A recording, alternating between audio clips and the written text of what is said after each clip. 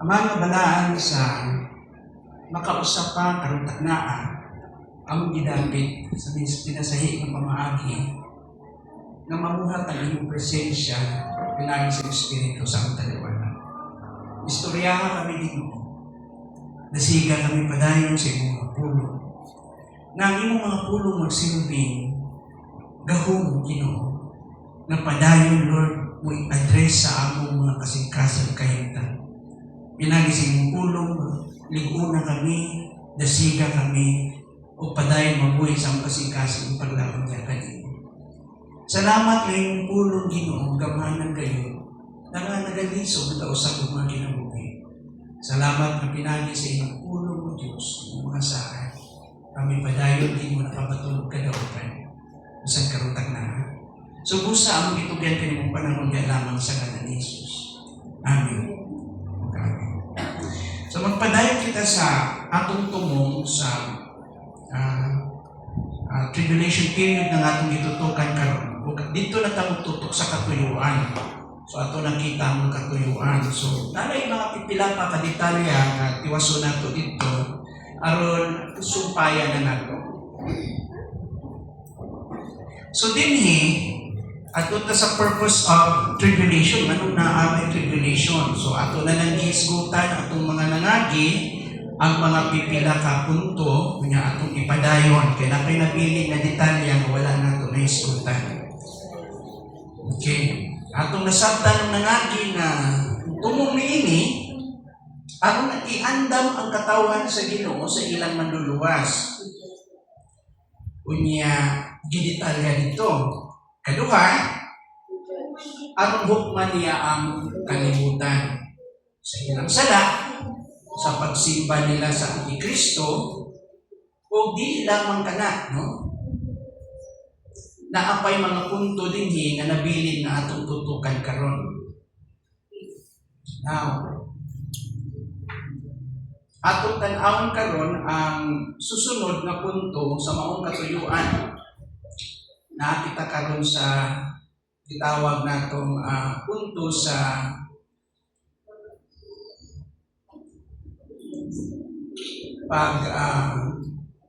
limpyo sa kalibutan. Ano na ang may tribulation? Kay limpyuhan sa Ginoo ang kalibutan. To cleanse the earth for Christ's reign. So bago ang Ginoo maghari, bago siya mabalik dinhi, hinluan niya ang kalibutan. O duha ka matang at misgutan dinhi.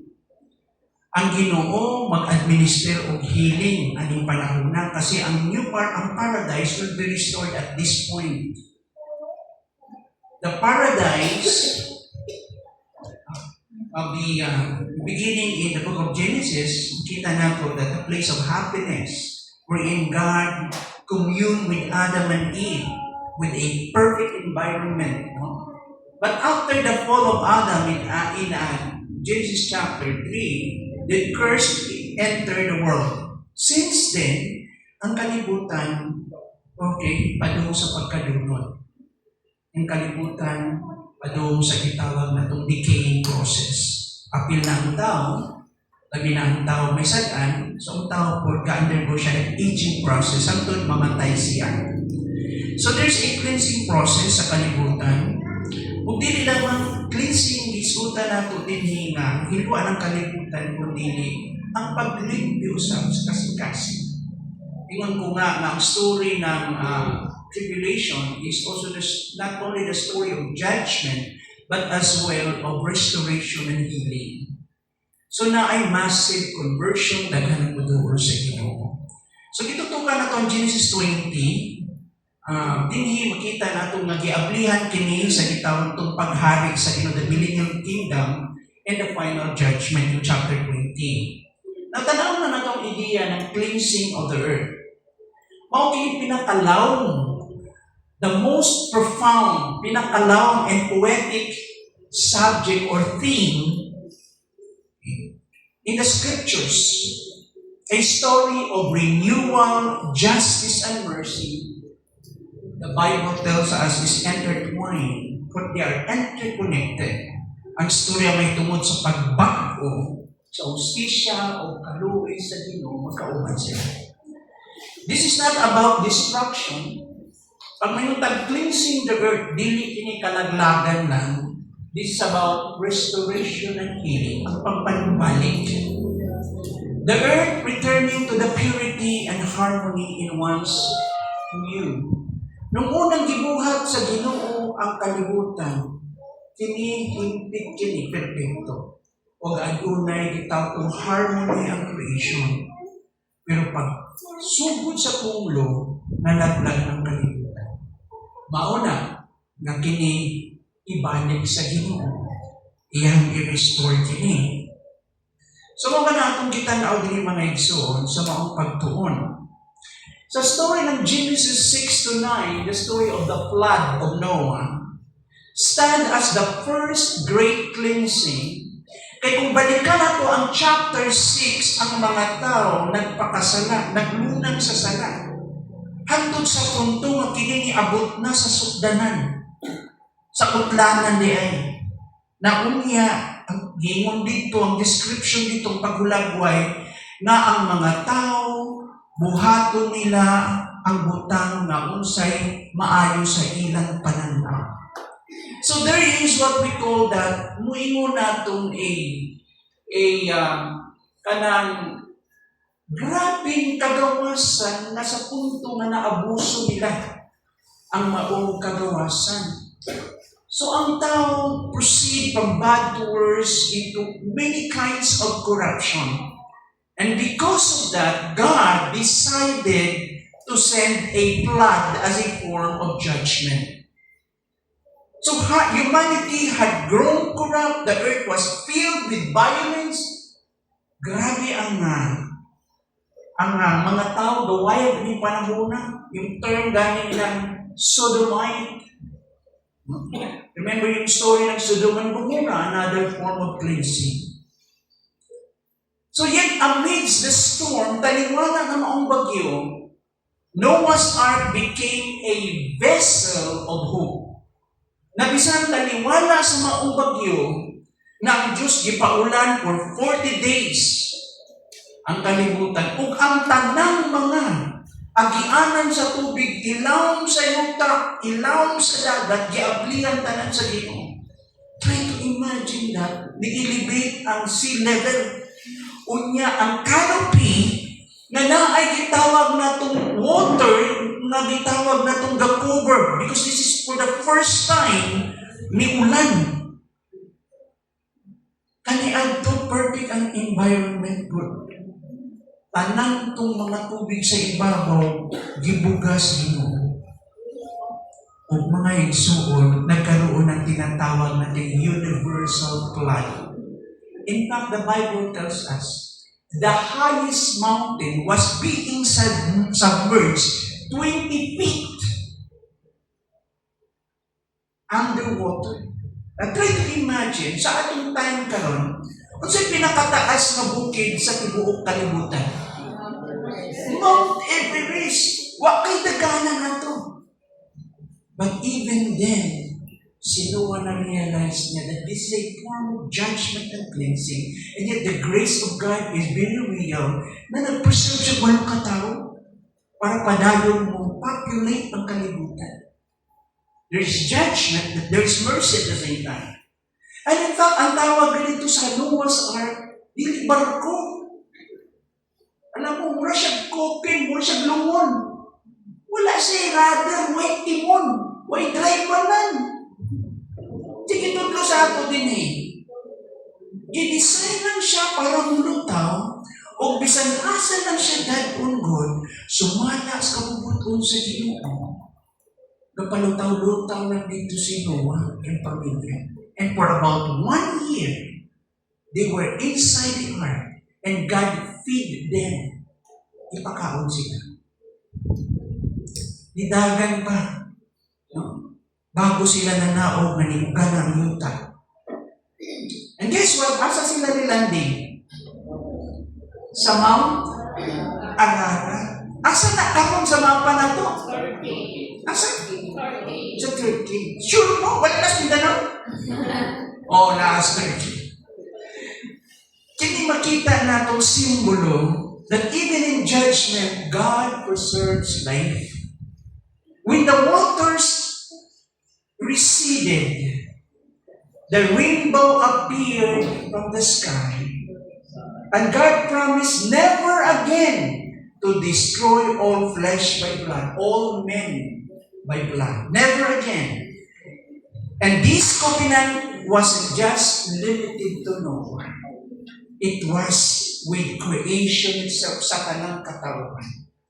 A divine pledge or commitment of mercy and renewal. Magsugod balik ang tao mo lang yan. Kaya nga ako, dili ko magtuo again na ang kalibutan, based on this reference, na magkaroon uli ng global o itawag natong flood. Kaya ang mga glaciers sa North Pole, South Pole, yung mga ice, according to their prediction, in 2040, pasaka yung no? So, tungod sa zaman, dyan itawag na global, global warming, na ang sea level mo saka.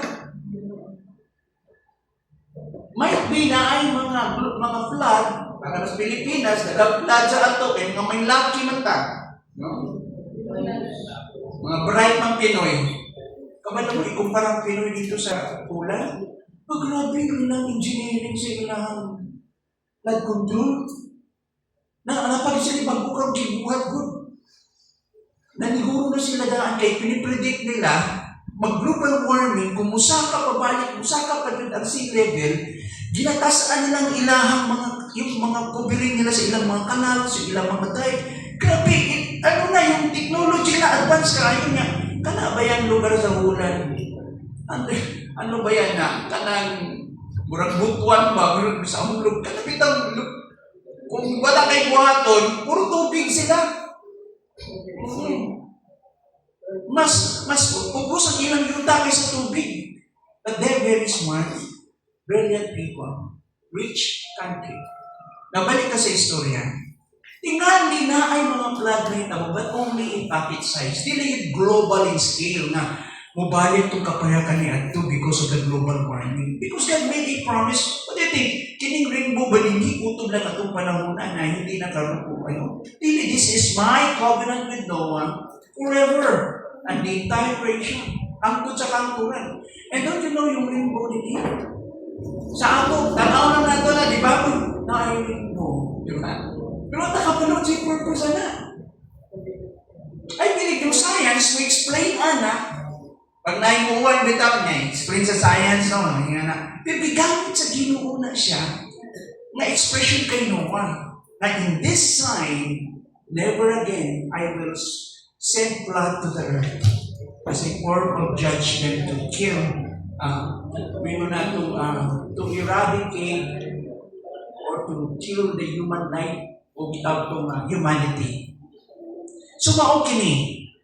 And another thing ato makita later, the prophets like Isaiah and Ezekiel spoke of another kind of cleansing. Not by water, but by fire and spirit. According to Isaiah, dili tubig, kundi kalayo ng Espiritu. Verse 17 ng Isaiah 65 declares, Behold, I create new heavens and a new earth. Ano sa nangita mo? Maghimo kong bagong langit. In fact, sa plural ni, mga langit o bagong kalibutan. I-renovate sa Ginoo ni tanan. And the former things shall not be remembered. Never again that there will be sickness and death and curse and all forms of disasters and devastations. Never again the earth will experience destruction. Never again. The past is gone. The former things shall not be remembered. Behold, I will create a new heavens and a new earth. That is a prophecy from prophet Isaiah. Si Ezekiel po, sa 36:25 to 26, kung sa mga klase ng cleansing, tingnan niya, 36:25 to 26, I will sprinkle clean water upon you, and you shall be clean. I will give you a new heart and a new spirit within you.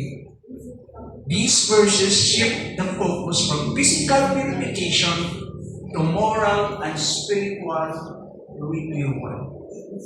The cleansing of hearts as much as of soul and sky. Alam mo, ang kalibutan, basahan mo na ito, ang Book of Romans chapter 8, yung si Pablo, kalibutan, gabagutan, kanong sa asya lumasun sa Ginoo, tubson siya. Bisan kita nakabaton sa balang Espiritu, to receive the first fruit of the Spirit, also grown inward sa sulod. Kanong sa akarata, luwas. So ang kalibutan po, figures of speech na siya. Nakitagaan niyang murag ano ba?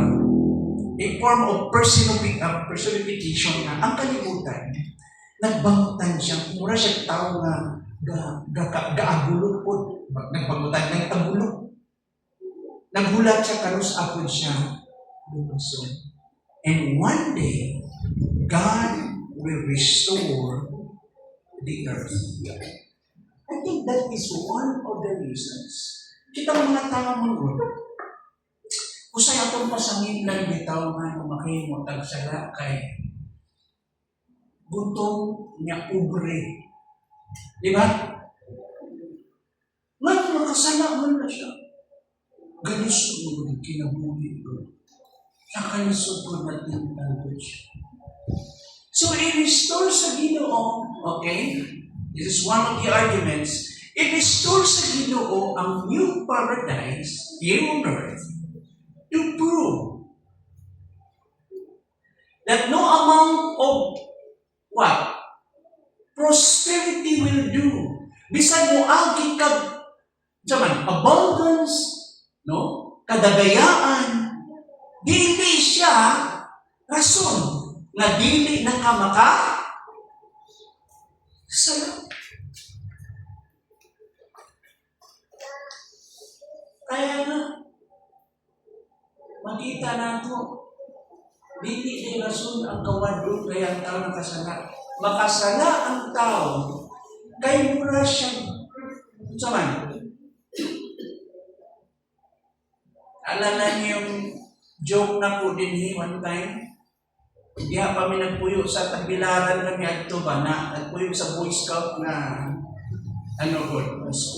school bitaw. Yung Boy Scout na building niya tupad na ay private na balay dito abang ni. Sa jamboree nila. So naiduhan dito ka Boy Scout. Sila comical sketch sila ba? So ilang presentation. Yung mga siya, bay! Isudaan niyo, may problema. Muna kung bago yung kaon. Saan ka na po? Ipangutan na siya. Kano sa mga nagsugod?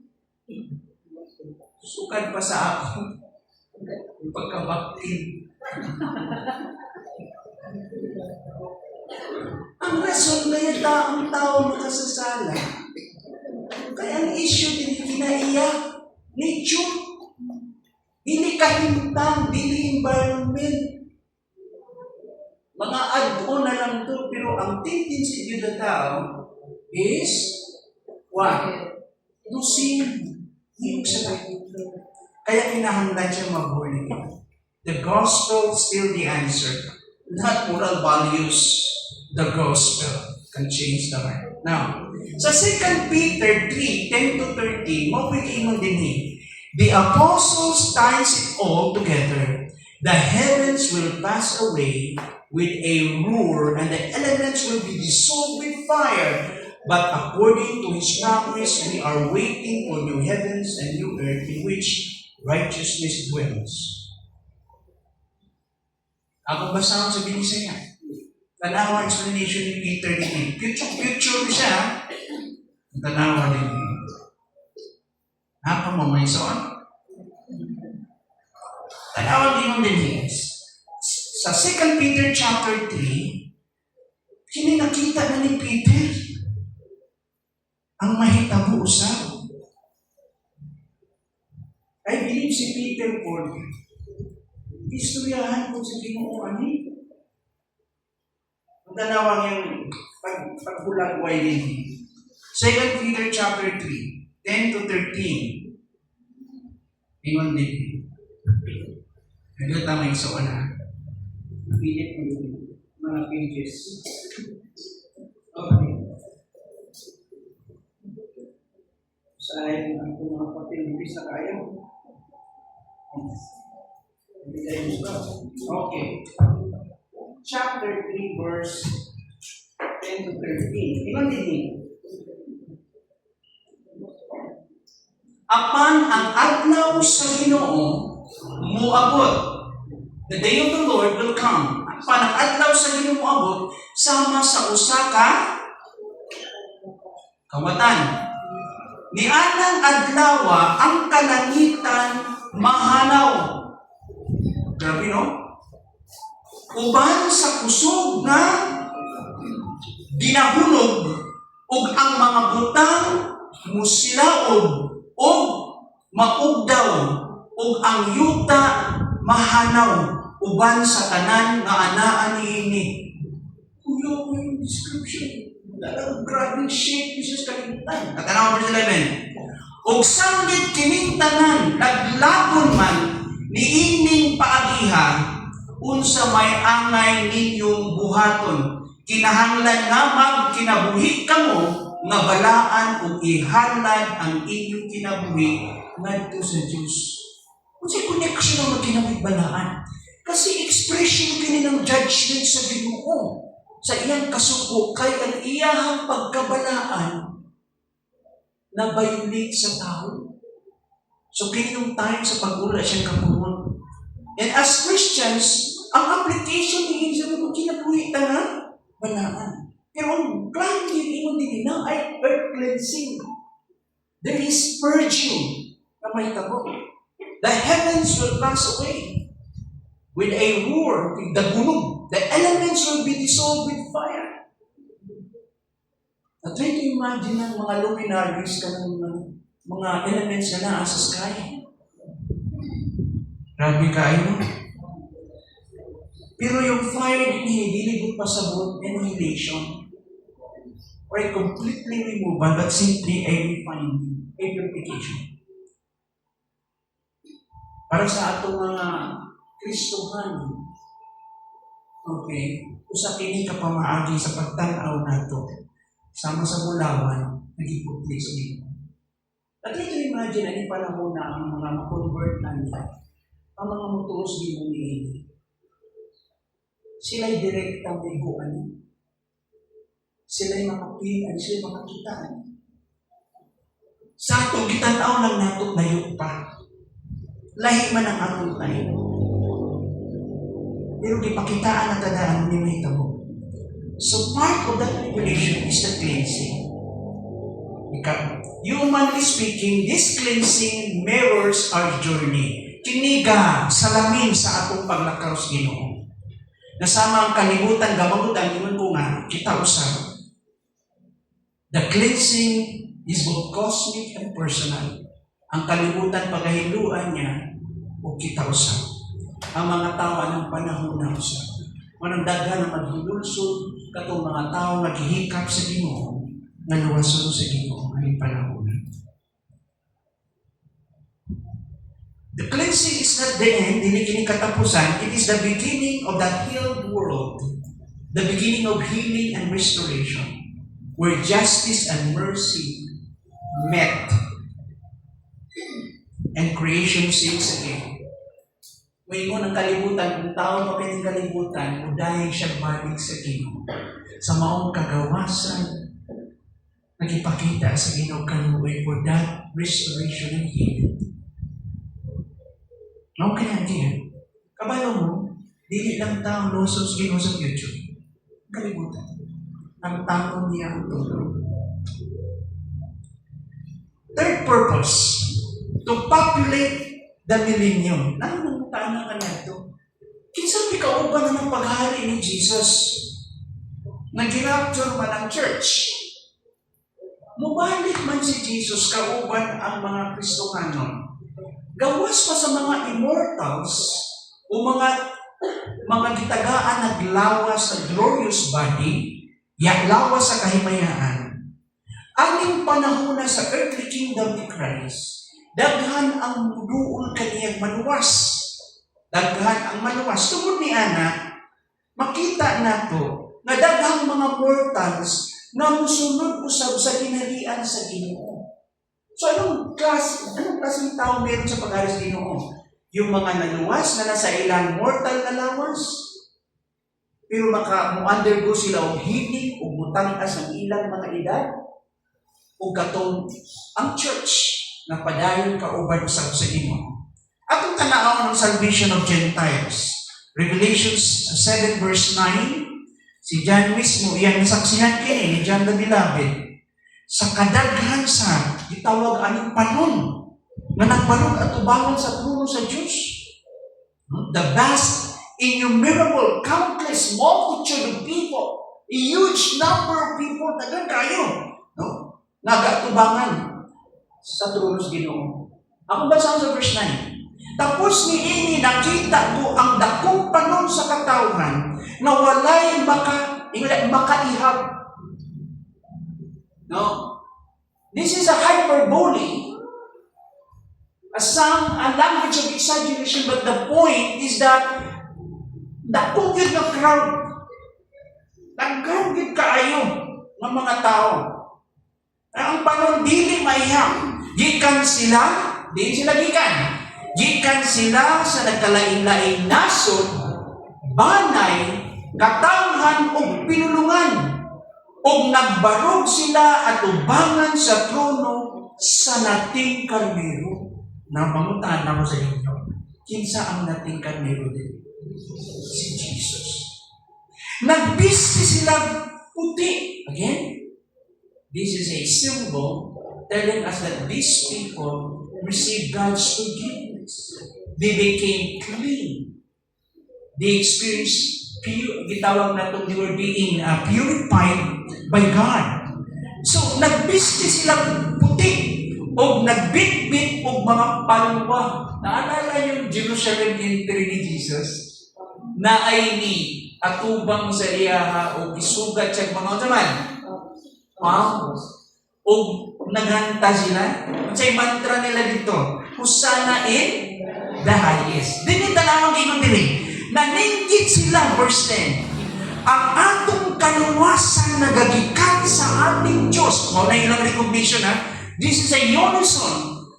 Limang ka, grabe. Usanay singgit ang mga tawanan. Ang atong kaluwasan nagagikan sa atong Diyos na naglingkod sa trono o nagagikan sa nating karnero. This is the chorus, no? Yung gitawag na itong praises that we can find in the Bible. Our salvation, no? Ang atong kaluwasan is coming from God. But the one who sat in the throne, or the one who is sitting in the throne, and to the Lamb. Yan, nagagikan ang atong kaluwasan. Manasab ko na itong mga isuot kayo panay. One day, pagbalik sa Ginoo, magkaroon ng tinatawag na itong global recognition team. Sa inyong tanda, mga diaspora ba nila mga Jew? Mga foreigners na mga Jew? Kung saan ba nila mga tao? Mga hintil kini. Coming from different places, nagkalain-laing mga panon, ang nakita kong dakong panon sa katawhan na walay makaiyap, gikan sila sa nagkalain-laing nasod. So siguro sa in the near future, dagang Pilipino ang mga ko sa Ginoo. Would you agree? Amen? People from Asia, kung ibasi na lang nato sa continent, from Europe, makita natin diha. Middle East. So tanang mga dagkong mga continent, yung entire America, North, South, and the United States, makita nato. Australia, o kung nabay tao ng puyuan ng Antarctica, wala gano. Sa Greenland o na. Kasi gusto mo ito sa Greenland. Ganang puyo sa Greenland? Puro yan. Puro ng adlaw nila siguro niya. Pila ka bulan bago bumalik, ang ina ang gabi dito, murag, sa man? Lawan. Lahi. No? At ang point na ko din dalawang language. Kining mga tawanan na gagikan sa lain-laing mga nasod. Banay. Hindi kaliwatan o kultura. That is why, lahat ng evangelization combined, past and present, will not exceed the kind of a massive conversion, the kind of crowd of people that will flock before the throne of God. Mas daghan ang muduol sa Ginoo in the new future. The next generation. Wala, abot lang ko na tao na siya. Kung iabot ng Ginoo karon duol na, ay nangatao na. Kung duol ng Ginoo. Tanaw ang inhabitants of the millennium. Itong tanaw. The next is, tanaw na to naman ang mga tao na populate sa millennium. The inhabitants of millennium. So, Matthew chapter 25, 31 to 46. No? Akong basahon sa ato. Okay. Okay na ba akong basahon? Pero kapoy basahon, no? Taas kayo. Kamu na lang siguro sa balay. Ha? Kamu na lang. Ha? Pangutan-utan mo. Kinsa man yung mga nasa... Itong Matthew chapter 25, babalik na sa Ginoo no? O sa Revelation chapter 20 verse 4. Okay silang mapopulate. Anyway, balikan nato ni millennium. We will do ingon natong details study sa millennium. And makita nato the sheep among the nations. Makita nato diha sa Matthew chapter 25, 31 to 46. Jesus tells of the final judgment where all the nations are gathered before Him. Ano nga time sa millennium. Okay?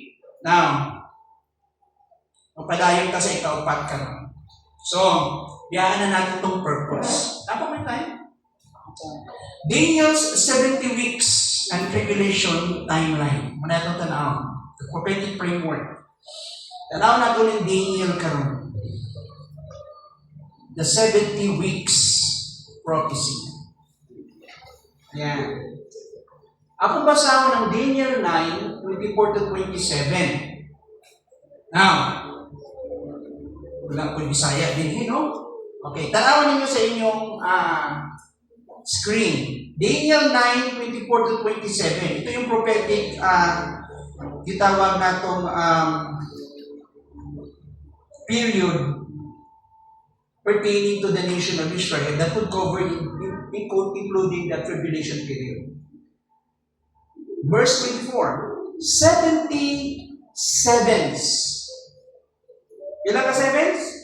70 are decreed or order for your people and your holy city to finish transgression, to put an end to sin, to atone for wickedness, to bring in everlasting righteousness, and to seal up vision and prophecy, and to anoint the holy place. O the most holy. Now, kung sa magkini, and know, verse 25, and understand this, from the issuing of the decree to restore and rebuild Jerusalem until the anointed one, kama. Okay. Na ay anointed one gisgutan kini. So sa katas, sabta kini, gikan sa pag-issue sa maong balaod nga itukod og balik, pandayag balik ang Jerusalem. Okay, gikan anang panahon na hangtod sa pag-abot ng gidihugan. Now let's have the history. Ato makita diha karon. Unya, the ruler with a definite article, nagkama na to. Kung na napilahin ng person gisgutan din, leader ni siya ruler. the ruler comes, there will be 7 sevens. So 7 times 7 equals 49 years. 7 sevens and 62 sevens. Period. It will be rebuilt with streets and trends and a trends, but in times of trouble.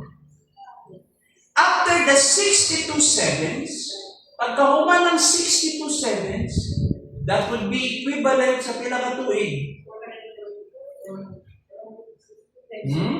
The anointed one will be cut off. Ito na yung crucifixion. Pat yun siya. And will have nothing. The people of the ruler, kita yung ruler din, morning is good sa verse 25. No?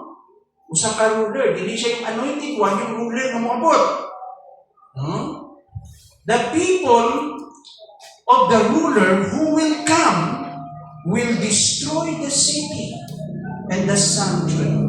So buko nila ang syudad o ang sanctuary. Kung saan man yung sanctuary? Kung saan yung sanctuary? Ha? Kung saan yung holy place? The end will come like a flood. And our description in very poetic. War will continue until the end. And desolations have been decreed. Mauna siya, dito pa lang sa time ni Daniel, si Daniel, nakikita niya na sa unahan kung siya may tabo. But since the revelation is progressive, okay, this is just a shadow na nakita niya. O ang mga detalya, dili na fulfillment, gisulti sa Ginoo sa New Testament. Makita na ito. Verse 27. He will confirm. Kinsa ning he? Personal demonstrative pronouns. Kinsa ning he? The ruler. Katong leader. He will confirm a covenant. Ito na yung covenant treaty of peace. He will confirm a covenant with many for 1/7. Yung 1/7, muna siya 1 week. Equivalent to pila ka sa prophetic calendars, pila? Pila ka years? 7 years. In the middle of the 7, sa tunga-tunga ng 1 week, 3.5 years. In the middle of the 7, He will put an end to sacrifice and offering. Ipaundan niya ang mga ritual sa templo. Kinsa man kining ruler na naghimo siya kasabutan ng kalinaw sa Middle East sa Israel. And on the wing of the temple, the ruler, he will set up an abomination that causes destruction or desolation. Muput up siya kung sa man. Abominable thing. Kung sa man ito ba sa Ginoo? Kung sa ibawal sa Ginoo, sa first commandments, thou shall not worship. Diba? Thou shall not create any graven image. Mura siya sinibukad ni Sar. Mura po siya ubang mga rulers kanyanto. Now, until the end, that is decreed, is poured out on him. So, prediction diha. Natong tanawang kami. Next screen. Adalan ka. Sige pa, ma'am.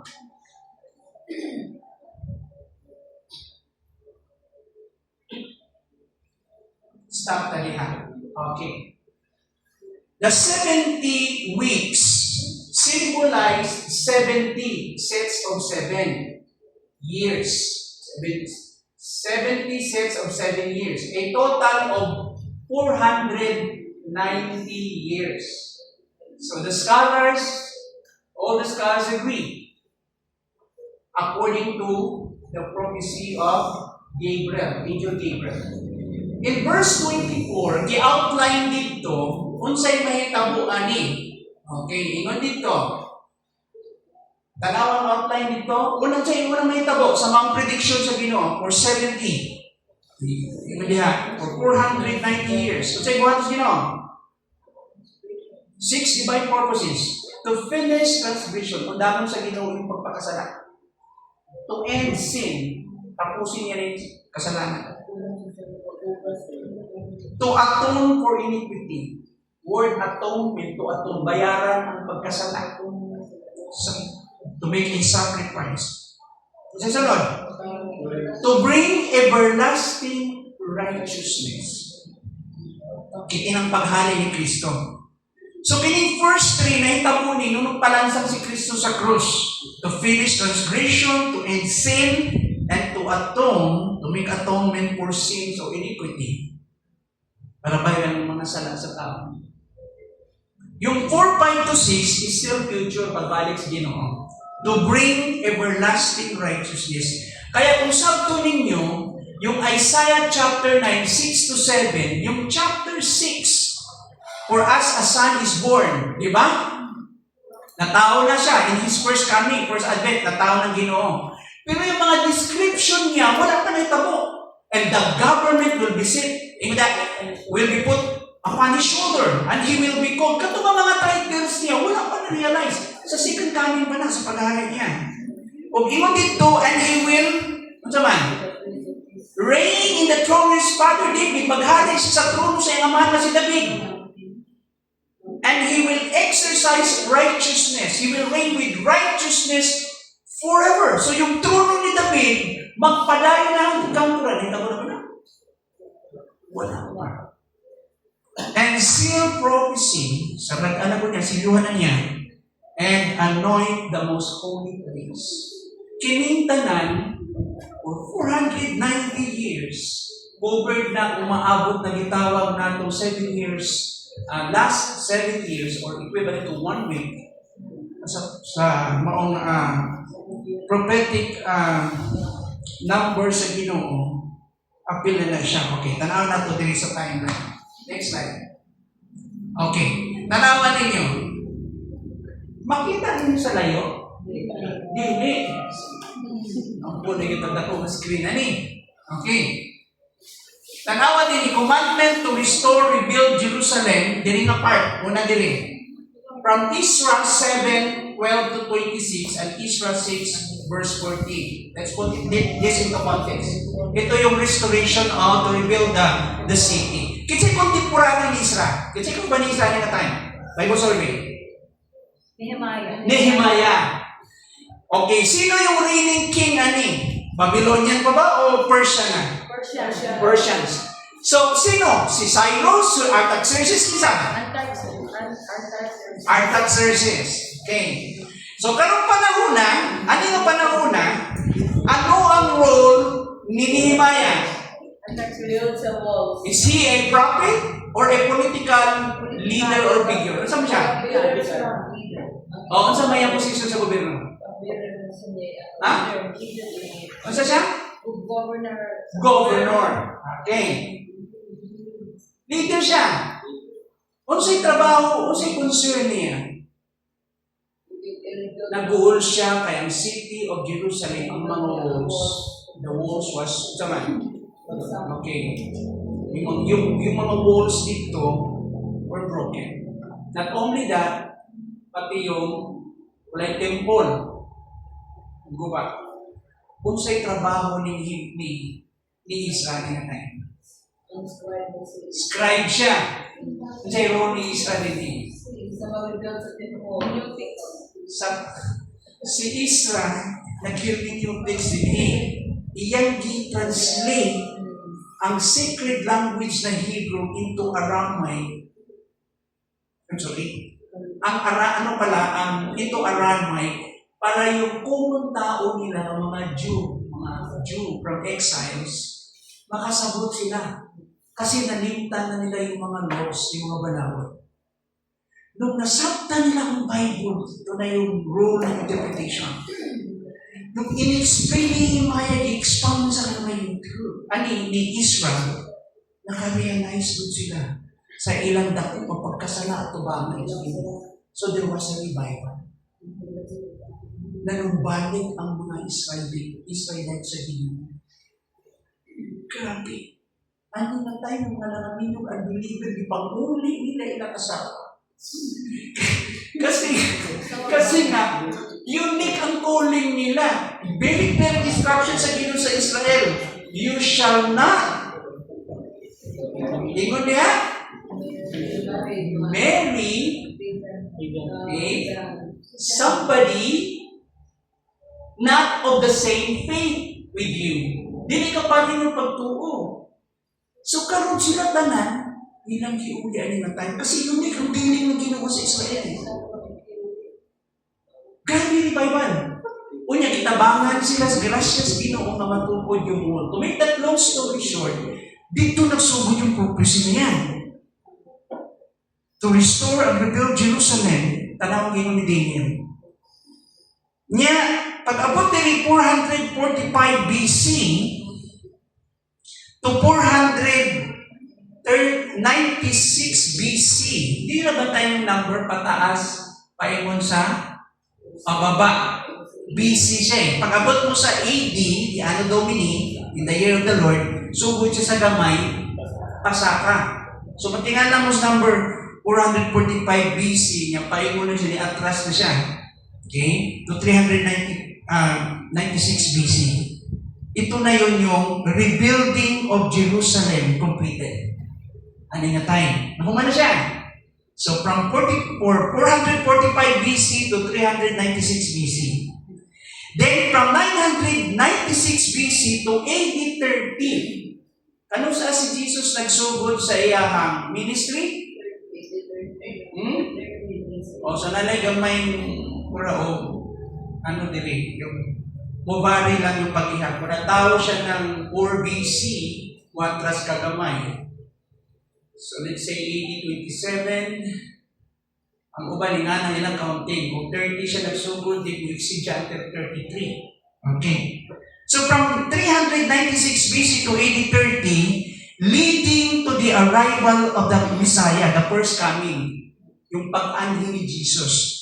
Ito na yung incarnation ni Jesus. Okay, sa 490 years akong gisgutan. So yung paatras, pagkahuman, so gikan dito kay Nehemiah hangtod sa time ni Christ na tuman na ang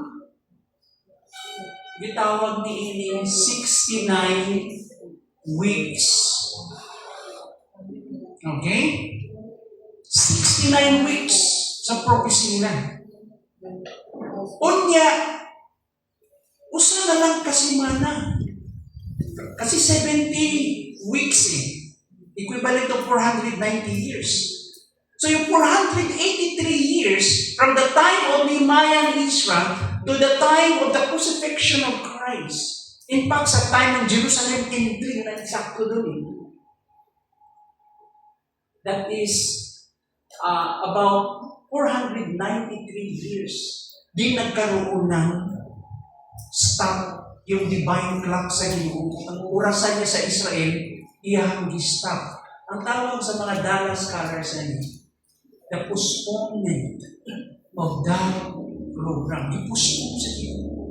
Kung sa basketball pa ka na, ang dula, na nasa fourth quarter, no? Niya ang labanan nung sa na team. Ha? Kung may mga sikat kang na team. Okay, gata ng basketball, di mo nahilig, ha? So, biglang, half shot lang yung lamang. Okay? Niya, gamay na pila na nakaseconds.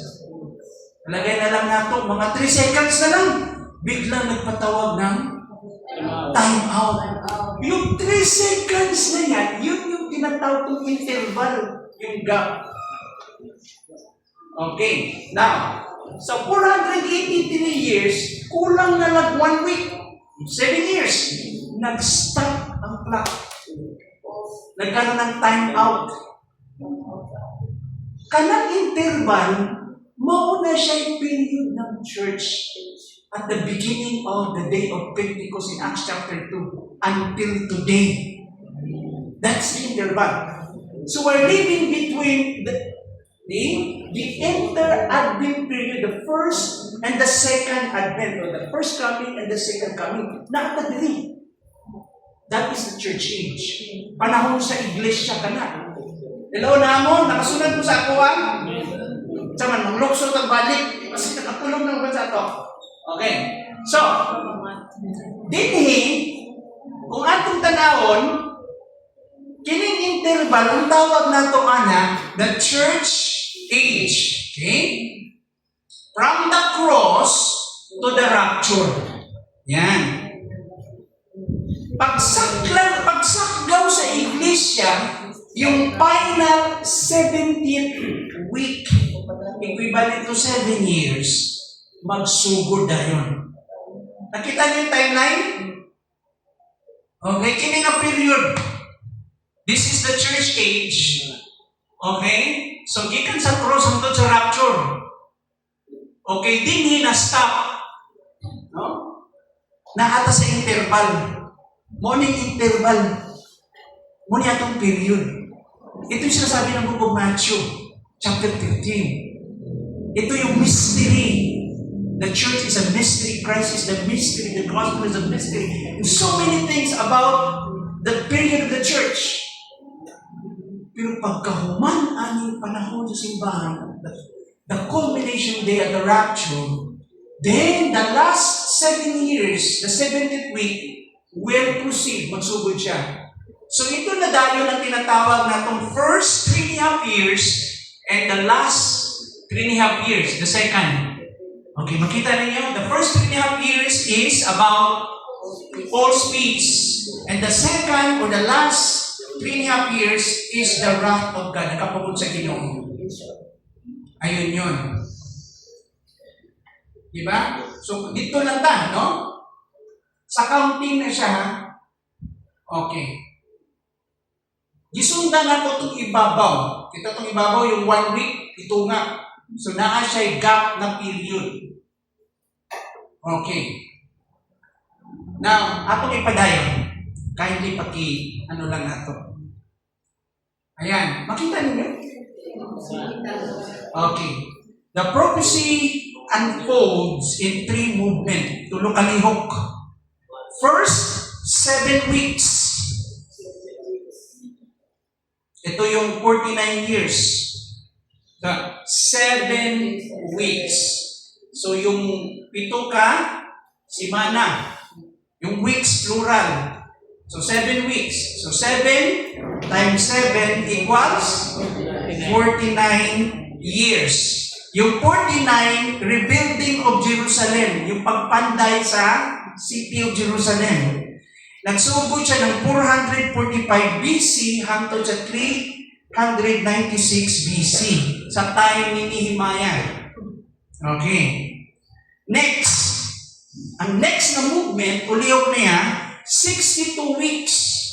But pasabot, 62 times 7 equals to 434 years. I-add mo karon yung 49 o 434 years. Okay? Now, tanaw na to. Leading to the arrival of the Messiah, the first coming, 396 BC to AD 30. Tanaw na nato na siya. At the end of this period, Matthew 27, Mark 15, Luke 23, yung 4 Gospels, mga mga reference, John 19. So sa first Advent. So 62 weeks plus 7 weeks, pila? Equals 69 weeks equals to, equivalent to 483 years. Yan. So, kini 483 years, makita ninyo diha, from the decree, from the order to rebuild Jerusalem in 445 BC to Jesus' triumphant entry in Jerusalem. Dito na kumpleto yung 483 years. Remember, 490 years ang prophetic period na kitagal sa ilahan. So, nakulangan ng pila. Ito, na-postpone na siya. Okay? Now, atong tanawon, final 17th week, 1 week, 7 years. A period linked to the Great Tribulation. So yung mga scholars, nagtuo sila na ang katapusan na simana, sa kasimana lang yung biling sa ilaha, pagsakto sa simbahan, pagsakmit sa Ginoo sa mga Kristohanon, musugod og andar yung relo, yung divine clock. But pasabot, ang katapusan ng 1 week, equivalent to 7 years, nagsugod na dayon. Kano sa magsugod ang 1 week? O ang 7 years? After the? Okay, immediately right after the rapture. Then we'll proceed the seven years. A period linked to the Great Tribulation. If weeks means 7 years for the first 69 weeks, it also means 7 years for the 70th week. So historical date. Nagsugod siya sa March 14, 445 BC, nag-end siya sa April 6, 32 AD. A total of what? From the Jewish calendar, 476 years. Jewish calendar. Atong tanaw ng Jewish calendar, ang Gregorian calendar, o ang Western calendar. Ito sa tanaw. Okay, wait lang. Yan. Yan sa inyong notes. O review ta, review. Kaya nakabutang sa review. The first Nisan, dili mo sakyanan ha? Isang S lang ni. Yung Nisan is number ng bulan ng mga Jew na siya. The first Nisan in the 20th year of Artaxerxes. Kinsa man si Artaxerxes? King of Persia. King of Persia. King of Persia. The edict o balaod o law to rebuild Jerusalem was 14th March BC 445. So March 14, ang maong decree gibuhat aron i-build ang Jerusalem. Kano saan ay tabuna? In the first Nisan in the 20th year of Artaxerxes. The 10th Nisan, ikan sa first to, the 10th Nisan in Passion Week, sa maning, ito na yung pagsunod ni Jesus sa Jerusalem. Okay? Was April 6. 6 of April, AD 32. So, mubari lang mga scholars dito. Now, kanon atong tanaw. Tanaw ang Nisan. Sa kalendar ng Nisan, hindi ako makita. Let's see ba ako? That is about March and April. March and April. Okay. Ang Jewish calendar o ang Gregorian o Western calendar nato, di ba sa atong gigamto January, February, hangtod sa December. Lahi tawag nila sa ilaha. So yung Nisan nila dito mo fall ang March o April. No? Makita nato diha. Okay. Dili na nato likutihon ng detalya. Tagalan nato equivalent kung sana. So the intervening period was, next slide, 476 years and 24 days. The days being reckoned inclusively as required by the language of prophecy and in accordance with the Jewish practice. Okay, but 476 times 365 equals pila ka days?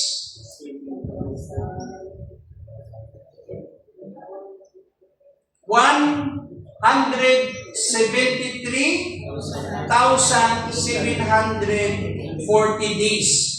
Yung 365 days sa ato ng Gregorian o Western calendar. Ang sa katolik pila ka daw? 365 days. I-add nimo 14th March to 6, April 6. Both inclusive 24 days. Imo nang ipon from March 14 to April 6. Ilang ka days? 24 days. Ayan. Now, karon, i-add pa niyo mo yung leap years. Isa din isa pa din yung birthday of February. Taas na gamot! Okay. Kapila pa ng leap year? Kabalo ka ng leap year? 3 years or 4 years? 4 years. Okay. Kung regular na ng kalenda, regular lang, ang February ko tubra sa 28. May ka-grad na, may ka-birthday 29, direct. Dapat katuwin ka. Ha? Ay, ka-birthday. Nag-birthday na 29, direct. Okay. Wala. Okay. So, din i-add niyo mo yung leap years. Kung tanaw mo yung leap years, gikan pa dito anong panahon na, no? Sa pagsugod pa lang, no? Kaya atong giistoryahan diri 476 years man. Na every 4 years naman. So every 4 years na ay leap year. I-add ni mo tanan na siya. Na ay 116 days na leap year. Since dito, 476 years. Okay. And 69 weeks for prophetic years of 360 days. Kini naman, kung atong tanaw naman ang 360 days ng Jewish calendar, yung point din bisan pa mag 365 na, sila 360 years. Tagod sa leap year. Accurate gihapon pag tagbo na ang Jewish o ang Western o Gregorian calendar. Okay. So, pila may ihap karon din 173, 880 days. Kaya i-add naman nimo ang leap year. Okay. Galing, no? Anawang counting, anak. So, 69 weeks of prophetic years of 360 days. Or 69 times 7 times 360 equals to 1,880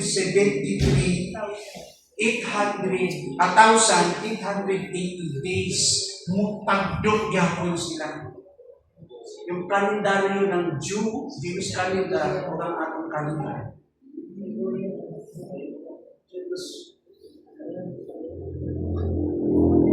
Now, ilang kung reason kayo aning dinidapita ha?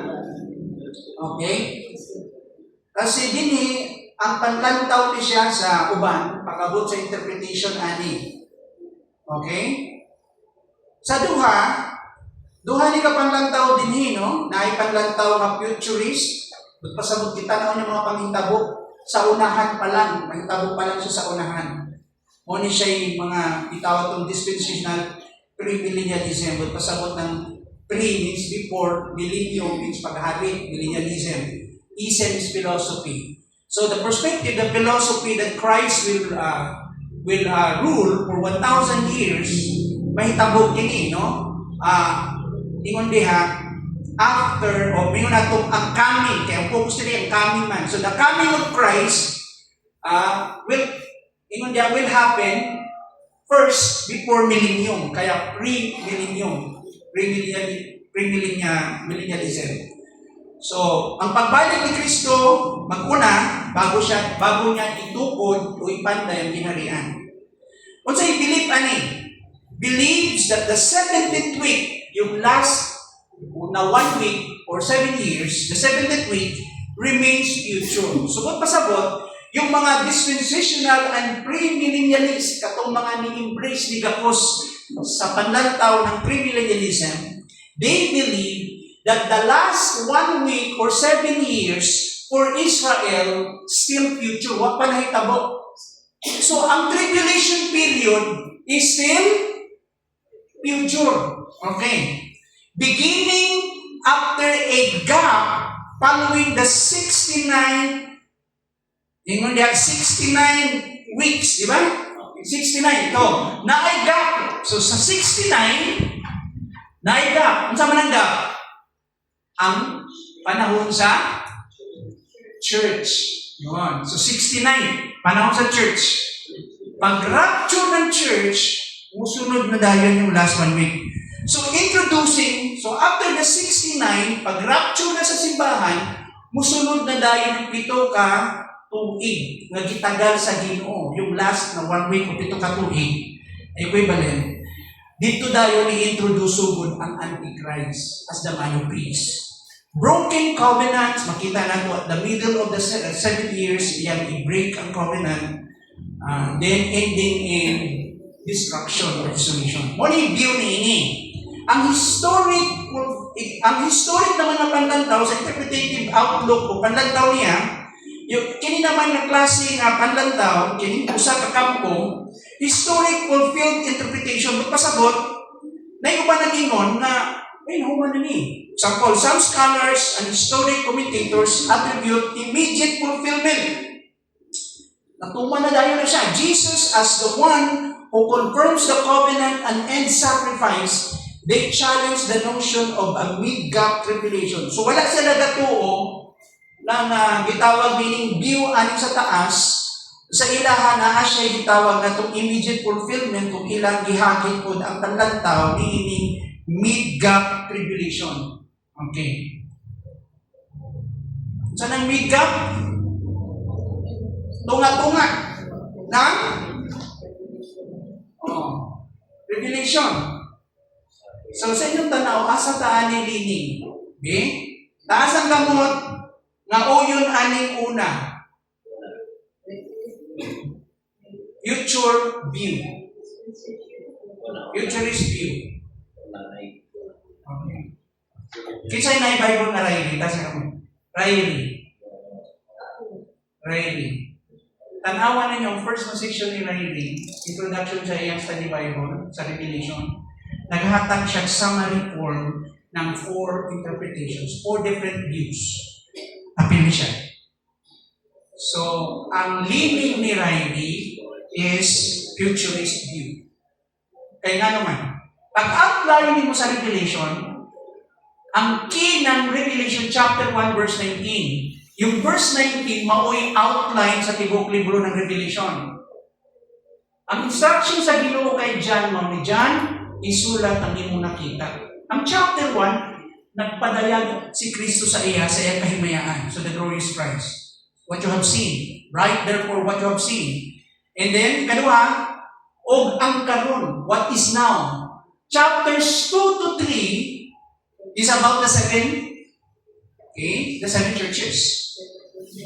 So yung chapters 2 and 3 na portion ng book of Revelation is about the revelation of Christ to the 7 churches ng Asia Minor. And that is already past. Umana na. Kinsay nagpastor sa 7 churches sa Asia Minor at the close of the century. Kinsay katapusan na lang ang apostle na nagpabiling buhi ang inatay. Si John na natin. At the close of the century. So makita natin din past na yun. So magpasabot ang chapters 1, 2, and 3 is already happened. Ang chapters 4 to 22, mo ito gingon sa Ginoo kay John, dili lang ang imo nakita ng isulat, dili lang ang karon, kung dili ang mga butang nga mahitabo sa unahan. And what will take place later sa unahan. So magpasabot ang chapters 4 to 22, that's big, that huge portion of that book, still future. Kaya kung tanong yung outline, yun ang i-emphasize ni Riley dito. Okay, just for the sake of, mga important point lang para na para magpadayon ka. Ay, wala na. So, ato ang tanaw ng last. Next, kanina lang po ito delete. Revelation reinforcement. John's unfolding drama in Revelation echoes this division of time. So, katong mga diskutan na to, very clear sa emphasis ni John sa book of Revelation. In fact, iya pang itawag meaning counting. Yung 1,260 days, ipuli mo na, equivalent na siya sa 42 months. yung language na gigamit ni Daniel, ang gigamit sa Revelation. At ano binasa sa Book of Revelation? Time, singular, times, plural, and half a time. Okay, Binisaya. Kung saan ang time? Sa Bisaya? Ha? Panahon. Panahon plus mga panahon plus tunga sa panahon. Equivalent na siya o 3.5 years sa tribulation. Ipadayon nato yung pagtuon mga igsoon. Pagpasensyahan niyo po na hindi na may mga butang medyo detalya at tinanong na ito klaruhon. So, natay tayo po ato i-discuss ang bang detalya. Kung gusto niyo ng further na pagtuon ini na makahatag ng uban pang mga detalya. Anyway, natay notes na ipakapin ko sa ako para mabalik-balikan nato kini. Karon libog kayo gamay mo. Tas ang kamot at naglibog. Libog kayo. Kay puro numbers at least ko katagal. Mas kaya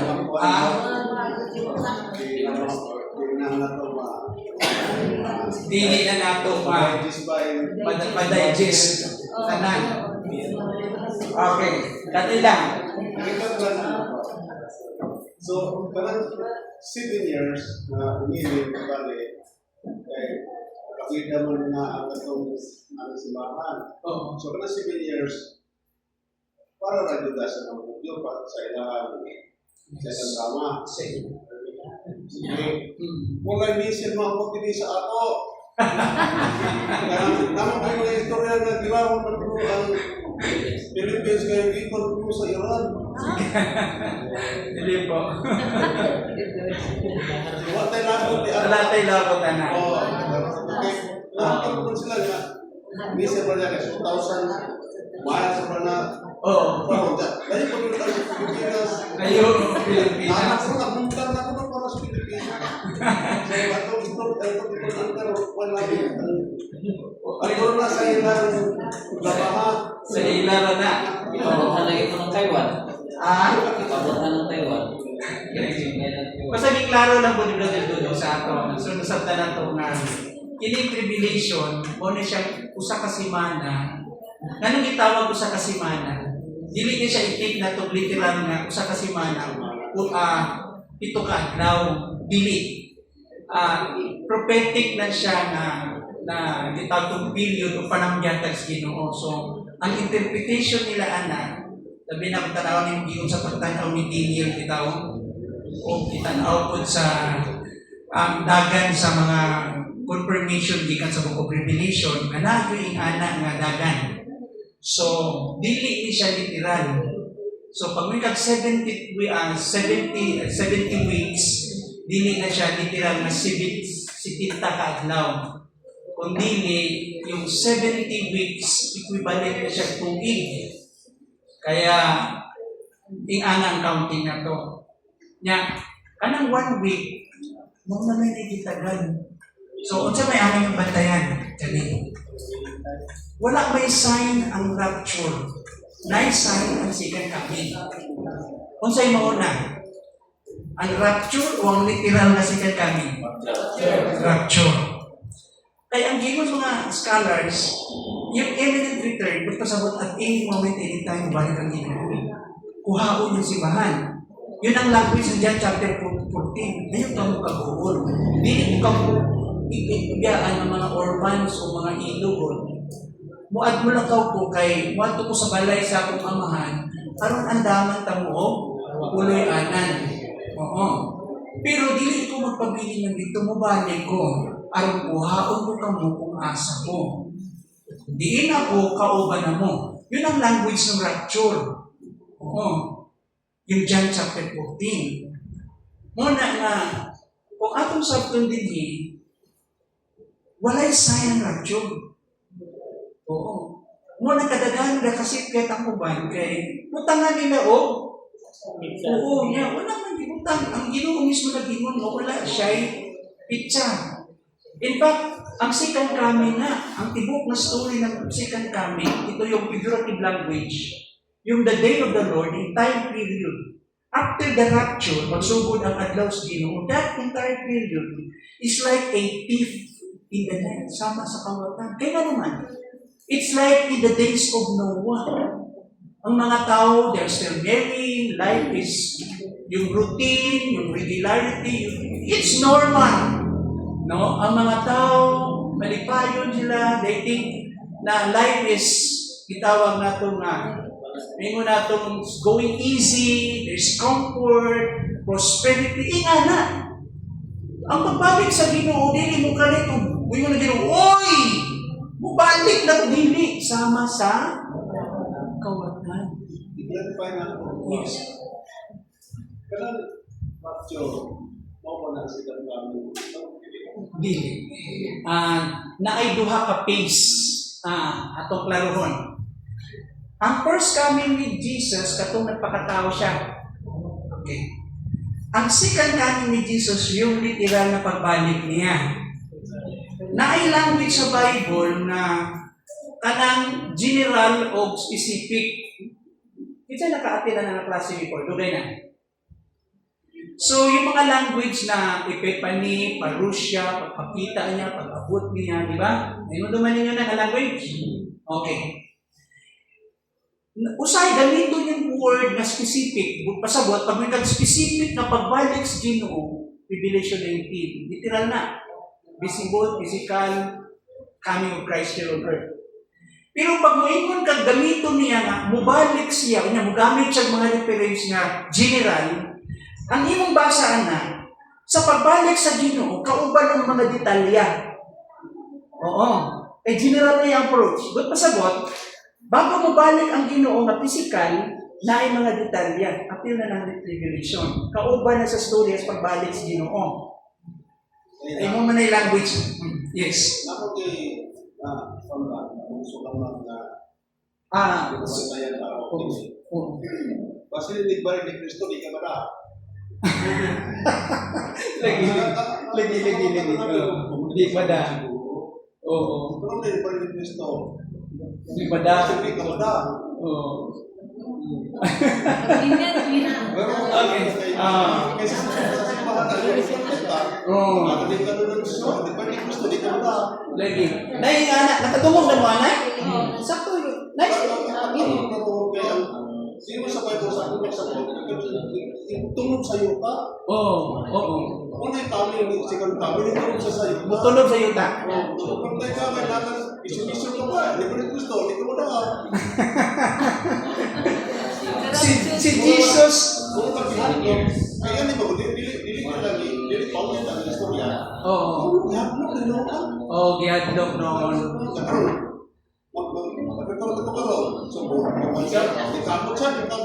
Oo. Sumama na lang, wala lang, pwede lang, kung balik. Wala kayo, pag-usap mo kayo, kulit mo. Dilik po.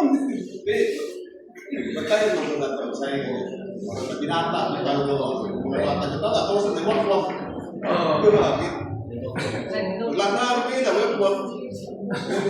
Patay mo na lang, kailangan pa yung nasa ito. Magkakulong ko na siya, usahay ang tao, mag-libo. 8,000. O muna ka sa barang na ito, Oo. kita Kristal sa pinakabantay, kita ka lang karoon. Oo. Tawag sa altar ko, Pastor, Oo. ano ito niya ako? Siguro, siniguro na niya. Sinigur. Di ba? Sa ito ba? Sa ako, ang nagpipisa na ito siya, nagpipisa na siya. Oo.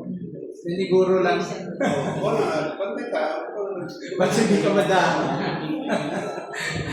Din ni mo igsoon, since nahisgutan na to, nalambitan na to sa masigay balik. Usaray yung condition madata. In fact, dili na unta matawag ang condition, kung dili automatic na nalang kay relasyon sa Ginoo, Kristohanon ka. Buhi imong relasyon, tinuod. Apil ka. Bisan unsa pang imuhang maturities Ginoo. Sa gahapon lang ka nabunagin, Gahapon lang ka, pasabot, sa kasimana pa lang ka na doon, ikan sa imong kasinatihan sa Ginoo. Basta tinuod, ano lang ka, mada ka sa pagsakta. Kaya nga naman, klarong lutong sa Biblia. Ang 1 Corinthians 15 may tungod sa pagkabanhaw. Ang Thessalonians, labi na 1 Thessalonians chapter 4:13 to 18. Kung i-focus ni Mahutod sa 17, kaya ang 18 pagdasig man. Nagasigon ninyo sila may tumad ng doktrina ng patulunan sa pag-pag-pag-pag-pag-pag-pag-pag-pag sakgaw, pagbuhat sa Ginoo sa pagbalik. Now, din dapita, ang Ginoo dito, tanan.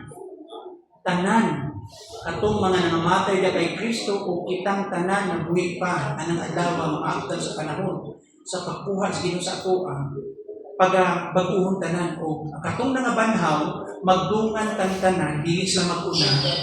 Okay? Ug tanan kita ikayab sa langit. So yung aning senaryo, ito kung i-dramatize na to. Let's say, sa usa ka pamilok, paspas. Ang language ng Griego dito, mas paspas sa pamilok. Okay? Faster than the blink of an eye. Paspas siya, no? So sa usa ka pamilok, tanan na namatay sa ilang lubnganan, automatic sila mo switch din sila glorified body. Imayaw sa di na sila mamatay. O niya ikaw po, dunga na. Ikaw po kabuhi pa, automatic po, ma-change kag kalit. Makabaton ka o immortality. O niya, paspas na, dungan tanan, way mabiling. Tanan ka na. Isa ka, i-transport sa Ginoo ngadto sa presensya. So very fast na siya. So na-teaching gining partial rapture theory. Sinasabi ng partial rapture theory, katulang punong mga hamtong na o naggulat o magbinantayon sa pagbalik sa Ginoo. Ang masaggaw, masakmit. Katukunong wala kabantay, wag puno ng alagad.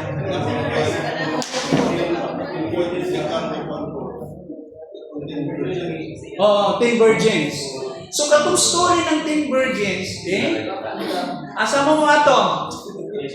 Naalala niyo yung story ng 10 virgins? Sige tudlo dito, about? Preparing. Okay. Kana language, asa man siya mo fall? Alala niyo yung teaching na to sa parable ng Matthew chapter 13. Asa? Asa mo, Paul? Nag-hiskot din siya. Naalala? Oo. Katong giingon diya sa Oo. Nangkon ba nga nagpaabot sa pagbalik sa Ginoo? Oo. Ya. Unsa may language gamit dito? Kasalan. Kinsa may kaslon? Sige ko na.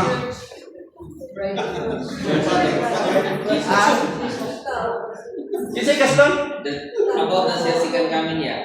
Oh. After the rapture, ano na gitawag natong? The wedding of the Lamb. Kalang event sa langit na ha. Paghuman sa kasal, manaog si Jesus as groom with her bride, o magkaroon ng celebration for 1,000 years.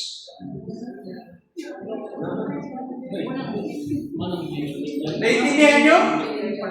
O tanan invited dito. Millennium reign. So ang reception nasa? Sa langit, sa yuta.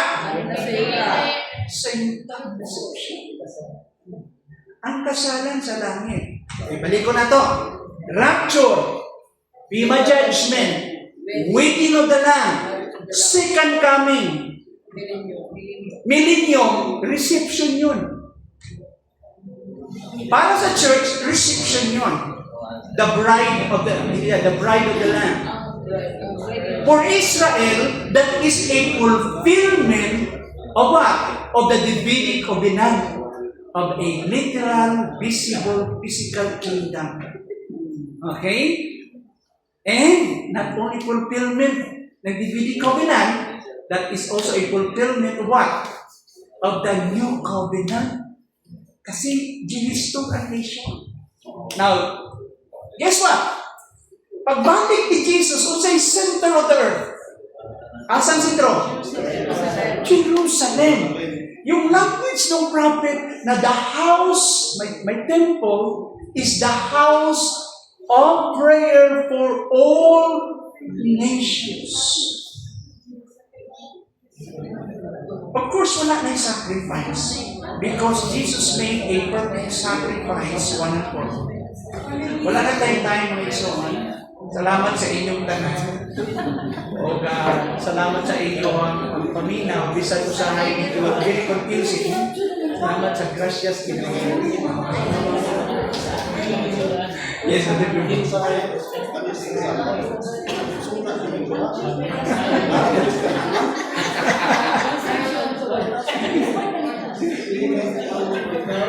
Karang nag-blackboard nila. Oh.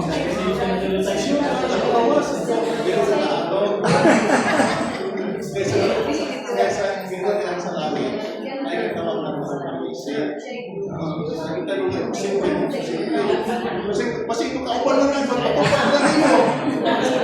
Kasi kung hita, hindi ka malagin ka. Alam mo na, no? Mo na yung indot, sakto, kanya tuloy ito, ang istorya talaga. Usay isgutan po na ito, bitaw, mas katulog,